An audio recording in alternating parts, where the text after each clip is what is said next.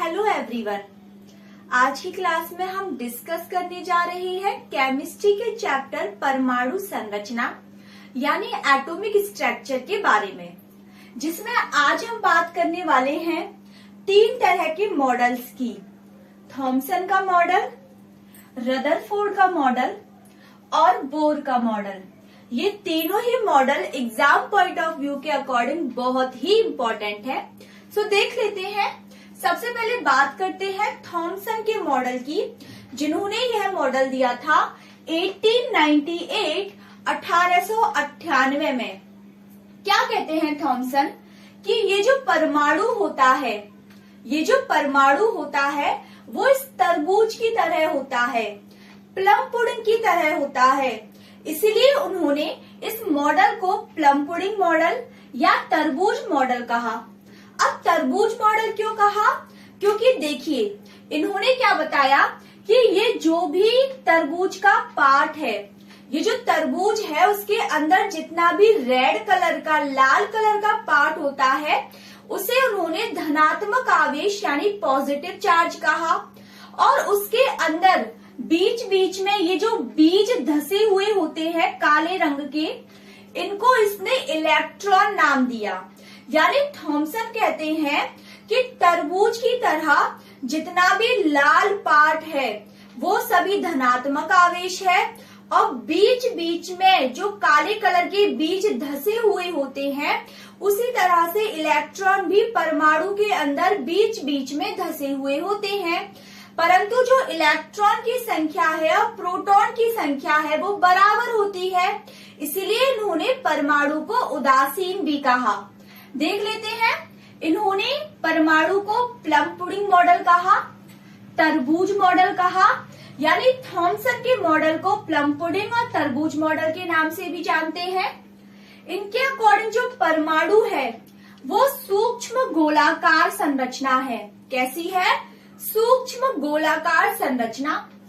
ये विद्युत का उदासीन होता है। उदासीन क्यों होता है? क्योंकि इसके अंदर जितने पॉजिटिव चार्ज आयन होते हैं उतने ही नेगेटिव चार्ज होते हैं। यानी जितना धनात्मक आवेश उतना ही ऋणात्मक आवेश, यानी जितने प्रोटॉन उतने इलेक्ट्रॉन। इसलिए इसे क्या कहा जाता है? उदासीन कहा जाता है। अब बात करें इसकी लिमिटेशंस की कि जो थॉमसन का मॉडल है वो आगे क्यों नहीं बढ़ पाया, इसकी लिमिटेशंस क्या है? तो सबसे पहले तो रदरफोर्ड के अल्फा कण प्रकीर्णन प्रयोग की व्याख्या ये नहीं कर सका। भाई थॉमसन जी के बाद जो रदरफोर्ड जी आए, उन्होंने अल्फा कण प्रकीर्णन प्रयोग दिया, लेकिन थॉमसन का मॉडल उस प्रयोग की व्याख्या नहीं कर सका। हाइड्रोजन परमाणु के ऊर्जा स्पेक्ट्रम की व्याख्या भी ये नहीं कर सका।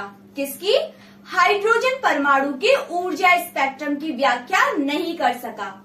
तो ये छोटा सा हमारा था थॉमसन मॉडल, जिससे एग्जाम में क्वेश्चन पूछ लिया जाता है कि थॉमसन मॉडल को क्या कहा जाता है, तरबूज मॉडल या फिर plum pudding. Plum pudding biscuit की तरह एक मिठाई होती है, जैसे चॉकलेट का बिस्किट होता है, बीच बीच में चॉकलेट धसे हुए होते हैं, बिल्कुल ऐसे ही तरबूज में बीच बीच में बीज धसे हुए होते हैं। ऐसे ही परमाणु में जो कंप्लीट पार्ट है वो धनात्मक आवेश है और बीच बीच में कहीं इलेक्ट्रॉन धसे हुए होते हैं। ऐसा कहा था थॉमसन ने। आगे हम बात करते हैं रदरफोर्ड मॉडल के बारे में। किसके बारे में? रदरफोर्ड मॉडल के बारे में। रदरफोर्ड, इन्होंने यह मॉडल दिया 1911 यानी 1911 में। कब दिया? 1911 में। अब इनका मॉडल क्या कहता है, तो एक बार हम डायग्राम से समझ लेते हैं, उसके बाद हम पॉइंट्स डिस्कस करेंगे। तो इन्होंने एक सोने की पतली पन्नी ली। क्या लिया? स्वर्ण पत्र लिया।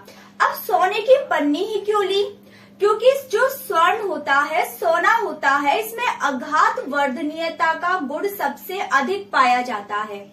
आघात वर्धनीय, जिसे पीट पीट कर एक पतली चादर, एक सबसे पतली लेयर बनाया जा सके। यहाँ इन्होंने स्वर्ण पत्र लिया यानी सोने की पतली पन्नी ली। इन्होंने अल्फा कणों की बौछार कराई इसके ऊपर। अल्फा कण जो कि हीलियम के नाभिक होते हैं, हीलियम जो कि धनात्मक आवेश होता है। आगे हम देखते हैं, जब इन्होंने अल्फा कणों की बौछार कराई तो हमने देखा कि अधिकतर अल्फा कण तो सीधे ही निकल गए। अधिकतर अल्फा कण सीधे निकल गए, यानी उनमें किसी तरह का भी कोई विचलन नहीं हुआ। इससे हमें क्या पता चला कि ये जो परमाणु है इसका अधिकांश भाग खोखला है। भाई खोखला है तभी तो अल्फा कण सीधे निकल गए बिना विचलित हुए। फिर हम देखते हैं कि कुछ अल्फा कण अपने ही डायरेक्शन से हल्के से कॉर्ड से क्या हो गए, विचलित हो गए। यानी कहीं ना कहीं, क्योंकि अल्फा कण पॉजिटिवली चार्ज आयन है, इसलिए कहीं ना कहीं उस एटम के अंदर पॉजिटिव चार्ज उपस्थित है। आगे हम देखते हैं कि लगभग 20,000 में से एक अल्फा कण ऐसा है जो कि वापस 180 डिग्री के एंगल पर मुड़कर अपनी डायरेक्शन में वापस आ जाता है। अब इसका क्या मतलब हुआ? इसका मतलब हुआ, क्योंकि अल्फा कण पॉजिटिव चार्ज है, इसका मतलब 180 डिग्री के एंगल पर यहां कहीं भी पॉजिटिव चार्ज होगा, तभी वहां से प्रतिकर्षित होकर ये वापस अपनी डायरेक्शन में लौटा है। यानी कि इससे ये प्रतीत हुआ कि इस पूरे परमाणु के केंद्र में बीच में कहीं ना कहीं धनात्मक आवेश उपस्थित है। तो इसे रदरफोर्ड ने नाम दिया नाभिक यानी न्यूक्लियस। इसलिए कहा जाता है कि नाभिक की खोज का श्रेय जाता है रदरफोर्ड जी को। अब आई होप आपको ये समझ में आ गया है डायग्राम। तो एक बार पॉइंट्स भी डिस्कस कर लेते हैं कि परमाणु खोखला है। परमाणु का अधिकांश भाग खोखला है क्योंकि अधिकांश अल्फा कण बिना विचलित हुए सीधे निकल गए। कैसे निकल गए? अधिकांश अल्फा कण सीधे निकल गए। आगे देखते हैं कि धनात्मक क्षेत्र नाभिक है, यानी कि इस पूरे परमाणु के सेंटर में जो पॉजिटिव चार्ज है, जिसकी वजह से अल्फा कण यानी हीलियम का नाभिक जो है वापस 180 डिग्री के एंगल पर लौट आया है। ये क्या है? ये धनात्मक आवेश है। और इस धनात्मक आवेश, इस क्षेत्र को ही क्या नाम दिया गया? नाभिक नाम दिया गया, न्यूक्लियस कहा गया। संपूर्ण द्रव्यमान इसी के अंदर निहित होता है। क्यों? क्योंकि इस परमाणु का जितना भी पॉजिटिव चार्ज है वो केवल और केवल इस नाभिक के अंदर होता है। इसलिए परमाणु का जितना भी द्रव्यमान है वो सभी इस नाभिक में ही समाहित होता है, निहित होता है। नाभिक के चारों ओर वृत्ताकार कक्षाएं होती हैं जिनमें इलेक्ट्रॉन चक्कर लगाता है या घूमता है। हम यहाँ देख सकते हैं, फॉर एग्जाम्पल ये हमारा नाभिक है, इसके चारों ओर कक्षाएं बनी हुई है जिनमें इलेक्ट्रॉन क्या कर रहा है? चक्कर लगा रहा है। तो नाभिक के चारों ओर वृत्ताकार कक्षाएं होती हैं जिनमें इलेक्ट्रॉन क्या करता है? चक्कर लगाता है। इलेक्ट्रॉन व नाभिक एक दूसरे से स्थिर वैद्युत आकर्षण बल से जुड़े हुए होते हैं। अब इस नाभिक के चारों ओर इलेक्ट्रॉन क्या कर रहे हैं? चक्कर लगा रहे हैं। तो इनके बीच कुछ ना कुछ बॉन्डिंग तो होगी, कुछ ना कुछ फोर्स तो होगा। तो उसी बल को हम कहते हैं स्थिर वैद्युत आकर्षण बल। इससे आप एक तरीके से और समझ सकते हैं कि जो हमारा नाभिक है और इसके चारों ओर जो इलेक्ट्रॉन चक्कर लगाते हैं, अब इस नाभिक के चारों ओर इलेक्ट्रॉन चक्कर लगाएंगे तो इलेक्ट्रॉन और नाभिक के बीच में एक फोर्स काम करेगा जिसे हम कहते हैं अभिकेंद्रीय बल। लेकिन उस इलेक्ट्रॉन का बाहर भी एक फोर्स काम करेगा जिसे हम कहेंगे अपकेंद्रीय बल। होता क्या है? अंदर की ओर लगने वाला बल अभिकेंद्रीय बल और बाहर की ओर लगने वाला अपकेंद्रीय बल उस इलेक्ट्रॉन को क्या कर देता है? बैलेंस कर देता है, जिस वजह से वो इलेक्ट्रॉन वृत्ताकार कक्षा में चक्कर लगाता रहता है, वो अंदर नाभिक में जाके नहीं गिरता। आगे देखते हैं, इलेक्ट्रॉन व नाभिक एक दूसरे से वैद्युत आकर्षण बल से जुड़े होते हैं, ये तो हमें समझ आ गया। अब बात करते हैं सीमाओं की। जो रदरफोर्ड का मॉडल है इसकी लिमिटेशन कहाँ है, यानी इसकी लिमिटेशंस में ये कहाँ फेल हुआ है। तो क्लार्क मैक्सवेल नाम के एक साइंटिस्ट हुए जिनके अकॉर्डिंग विद्युत चुंबकीय सिद्धांत के आधार पर वृत्तीय गति करते हुए इलेक्ट्रॉन से लगातार विकिरण ऊर्जा के रूप में हानि होनी चाहिए, परंतु ऐसा नहीं होता। वही बात कि इलेक्ट्रॉन इसके चारों ओर चक्कर लगा रहा है, नाभिक के चारों ओर चक्कर अगर लगातार लगाएगा तो ऊर्जा की हानि होगी, और ऊर्जा की हानि करते करते इलेक्ट्रॉन तो इस नाभिक में गिर जाना चाहिए, पर ऐसा नहीं होता। क्यों नहीं होता? इसकी व्याख्या रदरफोर्ड का मॉडल नहीं कर पाया। इसकी व्याख्या की थी बोर ने। किसने की थी? बोर ने। यह मॉडल कक्षाओं में इलेक्ट्रॉन वितरण को स्पष्ट नहीं कर पाया। अब इस लाइन का मतलब है कि के शेल में कितने इलेक्ट्रॉन होंगे, एल शेल में कितने होंगे, एम शेल में कितने होंगे, यानी पहली कक्षा में कितने इलेक्ट्रॉन होंगे, दूसरी कक्षा में कितने होंगे और तीसरी कक्षा में कितने इलेक्ट्रॉन होंगे। इन सब की व्याख्या रदरफोर्ड का मॉडल नहीं कर पाया। तो इन सब की व्याख्या जो कि रदरफोर्ड का मॉडल नहीं कर पाया, उसकी पूर्ति करने के लिए कौन सा मॉडल आया? बोर का मॉडल। कौन सा? बोर का मॉडल। तो अब हम बात करेंगे बोर के मॉडल के बारे में। बोर जिन्होंने यह मॉडल दिया 1913 यानी 1913 में, इन्होंने यह मॉडल हाइड्रोजन परमाणु के स्पेक्ट्रम रेखाओं के स्पष्टीकरण के लिए दिया। किसके लिए? हाइड्रोजन परमाणु की स्पेक्ट्रमी रेखाओं के लिए। प्लांक के क्वांटम सिद्धांत पर आधारित है ये। जैसा कि अभी हमने देखा कि प्लांक ने क्या कहा कि इलेक्ट्रॉन नाभिक के चारों ओर वृत्ताकार कक्षाओं में चक्कर लगाते हुए ऊर्जा की हानि करेगा, तो उस हिसाब से तो इसे नाभिक में गिर जाना चाहिए, पर ऐसा नहीं होता। तो इसके बारे में बताया था बोर ने। किसने? बोर ने। यानी ये प्लांक के क्वांटम सिद्धांत पर आधारित है।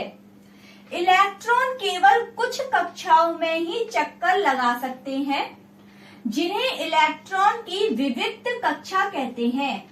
यानी इलेक्ट्रॉन नाभिक के चारों ओर कुछ निश्चित वृत्ताकार कक्षाओं में ही चक्कर लगाते हैं, और इन निश्चित वृत्ताकार कक्षाओं को हम विविक्त कक्षा कहते हैं। क्या कहते हैं? विविक्त कक्षा कहते हैं।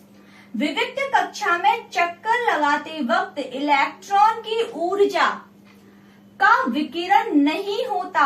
क्यों नहीं होता? क्योंकि एक ही कक्षा में ऊर्जा कैसी होती है? समान होती है। यानी कि अगर कोई इलेक्ट्रॉन के शेल में है, फॉर एग्जाम्पल के शेल में 2 इलेक्ट्रॉन है, तो दोनों की ऊर्जा समान होगी। एल शेल में 8 इलेक्ट्रॉन है, तो एल शेल में उन 8 इलेक्ट्रॉन की ऊर्जा कैसी होगी? समान होगी। यानी विविक्त कक्षा में चक्कर लगाते हुए इलेक्ट्रॉन की ऊर्जा कैसी होती है? समान होती है। इसलिए विकिरण नहीं होता, यानी ऊर्जा की हानि नहीं होती। इन कक्षाओं को ऊर्जा स्तर कहते हैं। किनको? ये K shell, L shell, M shell, जिनके अंदर इलेक्ट्रॉन क्या करता है? चक्कर लगाता है। इनको हम क्या कहते हैं? ऊर्जा स्तर कहते हैं। यहाँ पे जो एन है वो क्या है? कक्षा है, या फिर इसी को हम कहते हैं ऊर्जा स्तर यानी एनर्जी लेवल। विभिन्न कक्षाओं में इलेक्ट्रॉन का वितरण बोर-बरी स्कीम के द्वारा बताया गया। यानी के शेल में कितने इलेक्ट्रॉन आएंगे, एम शेल में कितने आएंगे, एन में कितने आएंगे, यानी पहली, दूसरी, तीसरी इन कक्षाओं में कितने कितने इलेक्ट्रॉन भरे जाएंगे, इसके बारे में बताया था बोर-बरी स्कीम ने। क्या कहती है बोर-बरी स्कीम? कि किसी कक्षा में इलेक्ट्रॉन की जो अधिकतम संख्या है, किसी भी कक्षा में कितने अधिकतम इलेक्ट्रॉन भरे जा सकते हैं, इसको हम बताएंगे 2n स्क्वायर से। किससे? 2n square. n क्या है यहाँ? n वो कक्षा है, वो एनर्जी लेवल है जिसमें इलेक्ट्रॉन चक्कर लगा रहा है। जैसे हम बात कर लेते हैं पहली कक्षा यानी के शेल के बारे में। इसके लिए n का मान क्या होगा? 1 होगा। क्या होगा? 1 होगा। तो यहाँ पे अगर हम n की जगह 1 रख देते हैं तो 2 × 1 का स्क्वायर यानी 2 ही आएगा। यानी पहली कक्षा में अधिकतम 2 इलेक्ट्रॉन ही भरे जा सकते हैं। अगर हम बात करें दूसरी कक्षा यानी एल शेल की, तो इसमें n का मान कितना है 2, तो यहाँ n की जगह क्या रख देंगे 2, तो 2 इंटू 2 का स्क्वायर, तो कितना हो जाएगा 8 हो जाएगा। यानी दूसरी कक्षा में अधिकतम 8 इलेक्ट्रॉन भरे जा सकते हैं। तो इस तरह से एग्जामिनर आपसे किसी भी कक्षा में अधिकतम इलेक्ट्रॉन की संख्या पूछ सकता है और आप 2n स्क्वायर फॉर्मूले से अधिकतम इलेक्ट्रॉन की संख्या निकाल सकते हैं। सबसे बाहरी कक्षा में इलेक्ट्रॉन की अधिकतम संख्या कितनी होती है 8। कक्षाएं क्रमानुसार भरी जाती हैं, यानी पहले पहली कक्षा, फिर दूसरी, फिर तीसरी, फिर चौथी, क्रम के अनुसार। अब इसकी सीमाएं क्या है कि हाइड्रोजन के सूक्ष्म स्पेक्ट्रम की यह व्याख्या नहीं कर सका और दूसरा जीमान प्रभाव की व्याख्या नहीं कर सका। जीमान प्रभाव क्या है?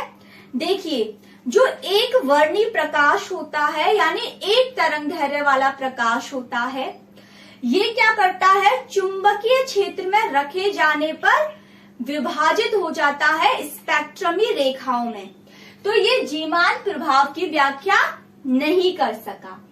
अब ये जो बोर का मॉडल है, इसका कंक्लूजन क्या निकला कि ये हमारा नाभिक है, इस नाभिक के चारों ओर इलेक्ट्रॉन निश्चित ऊर्जा की वृत्ताकार कक्षाओं में चक्कर लगा रहे हैं, जिन्हें आपने ऊर्जा स्तर का नाम दिया है।